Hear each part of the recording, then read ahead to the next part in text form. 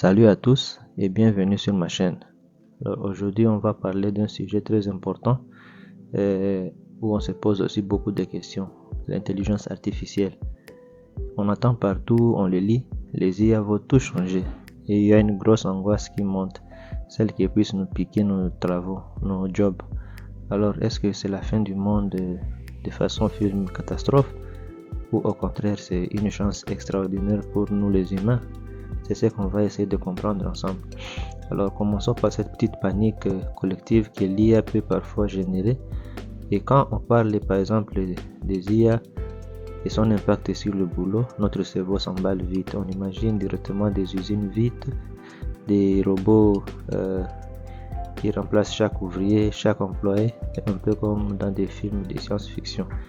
Mais si on jette un œil dans l'histoire des grandes révolutions technologiques, ça remet les choses en perspective. De l'arrivée de la machine à vapeur qui a chamboulé l'agriculture et l'industrie à l'ordinateur personnel qui a débarqué dans toutes les maisons et entreprises, et en passant par l'électricité, on a toujours eu peur que ça détruise plein d'emplois. Mais à chaque fois, l'histoire a montré que même si certains métiers disparaissaient ou changeaient, de nouveaux sont apparus. Et souvent plus nombreux, plus complexes et qui demandaient d'autres compétences. Alors l'IA aujourd'hui, c'est clair, c'est une technologie super puissante et qui évolue à toute vitesse, mais elle championne dans beaucoup de trucs tels que les tâches répétitives, analyser des montagnes de données en un clin d'œil et prédire des choses basées sur ce qu'elle a déjà vu, alors que elle a ses limites.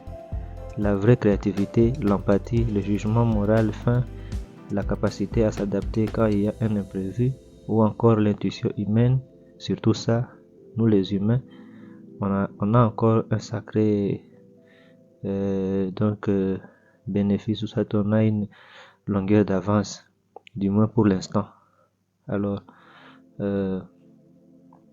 soyons honnêtes, nier que certains emplois soient menacés, c'est voiler la face. Mais attention, comme je le disais, il faut bien comprendre que ce sont souvent les tâches spécifiques dans un métier qui peuvent disparaître, donc des tâches automatisées. Mais ce ne sont pas surtout tous les métiers en gros, mais juste certaines tâches. Alors, ce sont celles-là qui peuvent disparaître demain. On peut prendre l'exemple du comptable. Il ne va pas forcément disparaître, mais par contre, une IA est super efficace pour faire la saisie des données, vérifier les comptes ou contrôler les transactions ou des trucs qui prennent beaucoup de temps et qui sont répétitifs. Alors, cette automatisation va libérer le comptable pour qu'il puisse se concentrer sur les analyses plus poussées, par exemple donner des conseils stratégiques ou interpréter aussi des chiffres ou des tâches où son cerveau humain est indispensable. Les métiers où l'IA va avoir un gros impact, ce sont les métiers qui suivent des règles claires, avec des données bien rangées ou avec donc peu de surprises. Par exemple, chez les chauffeurs, on a des véhicules autonomes qui sont déjà une réalité, alors leur arrivée massive, c'est juste une question de temps.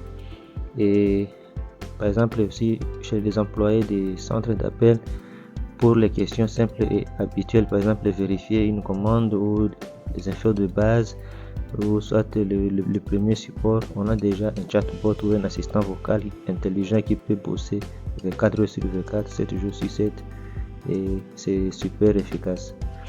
Du côté logistique et production, on a déjà des robots qui sont présents et qui vont continuer à optimiser les chaînes d'approvisionnement et de fabrication.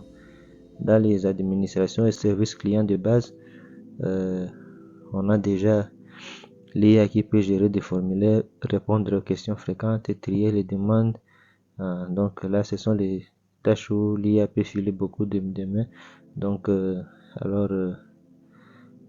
il risque aussi de prendre le relais de l'homme. Alors, ces changements vont être importants dans les secteurs que je viens de citer. Faire l'autruche ne ferait que retarder une adaptation nécessaire. Mais l'IA, ce n'est pas juste une menace qui plane. C'est avant tout un outil d'une puissance absolument dingue, capable de transformer nos métiers de manière positive et enrichissante. Elle ne va pas juste nous prendre nos jobs, mais elle va surtout les métamorphoser, les améliorer ou en créer de nouveaux. Imaginons par exemple un médecin qui est boosté, donc il pourra utiliser l'IA pour analyser des milliers de données médicaux, des images ou des études scientifiques en quelques secondes. Cette capacité de traitement décuplé va lui offrir des diagnostics plus précis, une meilleure identification des risques et un temps précieux gagné donc pour consacrer son attention à ce qui est humain, par exemple écouter, être empathique, discuter avec les patients et sa famille. On peut voir aussi un architecte qui sera super actif en utilisant l'IA générative. Il pourra explorer des dizaines voire des centaines de plans optimisés en un temps record et en prenant en compte des contraintes techniques, esthétiques, environnementales et ou budgétaires. L'IA deviendra alors un vrai co-créateur, lui permettant d'imaginer des choses qu'il n'aurait jamais pensé seul, et en repoussant ainsi les limites de sa créativité et de son efficacité. On peut voir aussi certains artistes, par exemple le peintre, le musicien, l'écrivain, le designer, ou soit un artiste pourra utiliser l'IA comme un laboratoire d'idées géniales. Il va générer des visuels inédits, composer des musiques innovantes, explorer des styles, des textures ou des palettes de couleurs, tout ça grâce à l'IA, libérant ainsi l'artiste qui pourra se concentrer sur sa vision et l'émotion qu'il peut faire donc passer. D'accord? C'est ce qui est important et ce qui est de plus cool, c'est que des nouveaux métiers qui étaient impensables il y a quelques années commencent à voir le jour. Par exemple, des prompt engineers qui sont des experts qui savent parler aux IA, formuler les requêtes de bonne façon pour obtenir de meilleurs résultats. On a aussi les éthiciens de l'IA qui sont des spécialistes qui vont veiller à ce que les IA soient utilisées de bonne manière, responsables et justes, et s'assurant qu'elles respectent nos valeurs humaines et ne reproduisent pas de préjugés. On a aussi des data scientists et des MLOps engineers qui sont des pros essentiels pour donner aux IA des données de qualité et les entraîner et les mettre en service et les maintenir en bon état de marche. D'accord?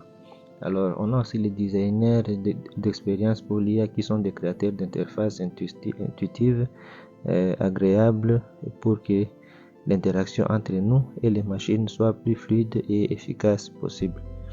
Alors, la clé face à cette révolution, c'est donc de s'adapter, de continuer à apprendre et surtout voir l'IA non pas comme un ennemi, mais comme un collègue, un partenaire avec qui bosser. Je veux bien le répéter, la clé face à cette révolution, c'est de s'adapter, de continuer à apprendre et surtout de voir l'IA non comme un ennemi, mais un collègue, un partenaire avec qui on va bosser. Alors face à tout ça, qu'est-ce qu'on doit faire? Est-ce qu'il faut paniquer? Surtout pas.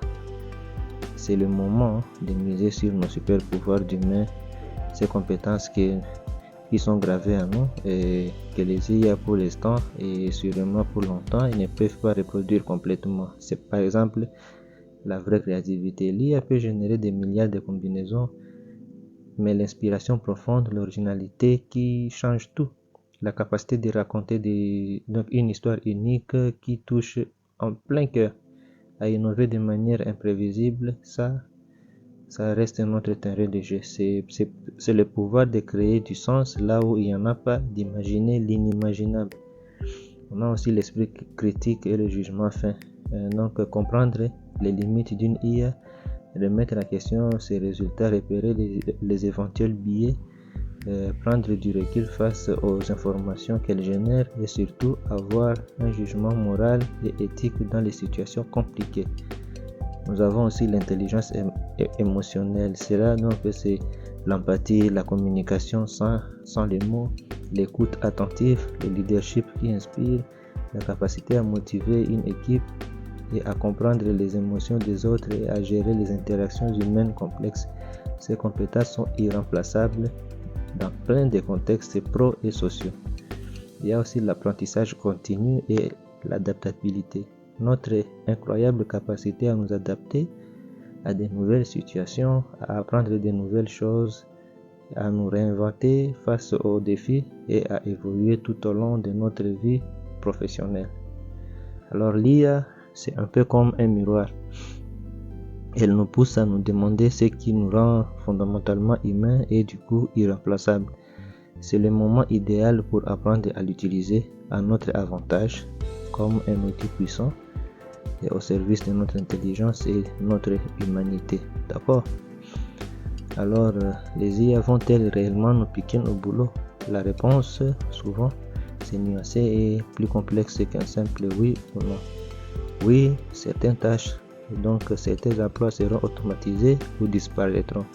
Mais surtout, c'est le point clé, les IA vont transformer la grande majorité de nos métiers et en créer de tout nouveau, ouvrant des perspectives inédites. L'enjeu, ce n'est pas de lutter en vain contre les machines, mais de bien apprendre à collaborer intelligemment avec elles. L'avenir du travail, ce n'est pas une guerre, mais une symbiose, une collaboration fructueuse entre elles et nous. Donc, c'est à nous collectivement de la construire, de la façonner, de l'orienter pour qu'elle puisse servir au mieux notre épanouissement. J'espère que cette vidéo vous a éclairé sur ce sujet et à calmer un peu de vos angoisses. Alors dites-moi en commentaire ce que vous en pensez, comment vous voyez cette collaboration humain-IA, quelles opportunités, quels défis que vous voyez. Vos retours vont nous aider à préparer d'autres vidéos. On se retrouve très vite à une prochaine vidéo et d'ici là n'oubliez pas le petit pouce bleu si vous avez aimé cette analyse et de la partager avec ceux qui pourront être intéressés et surtout n'oubliez pas de vous abonner et pour ne pas manquer nos prochaines explorations. Merci.